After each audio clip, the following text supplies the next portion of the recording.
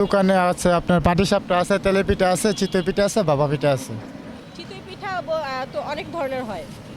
কোন কি কি আইটেম? হ্যাঁ, ডিম চিতই আছে, সাদা চিতই আছে। আর সাথে কি? সাথে ভর্তা আছে, ধনিয়া পাতা, সরিষা, শুটকি। মানে অনেক ধরনের ভর্তি থাকে। জি, অনেক ধরনের ভর্তা আছে। আপনার এই দোকানের পিঠাগুলোর প্রাইস কিরকম?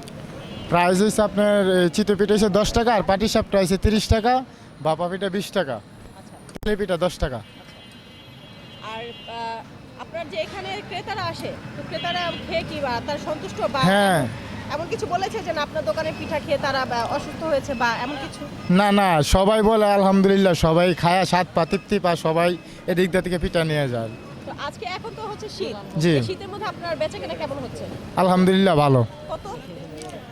এটা মানে 5-7 হাজার টাকা বিক্রি হয় আর কি। 5 থেকে 7,000 টাকা সেল হয় আপনার। হ্যাঁ, সেল হয়। তো আজকে আপনার ক্রেতা কিরকম?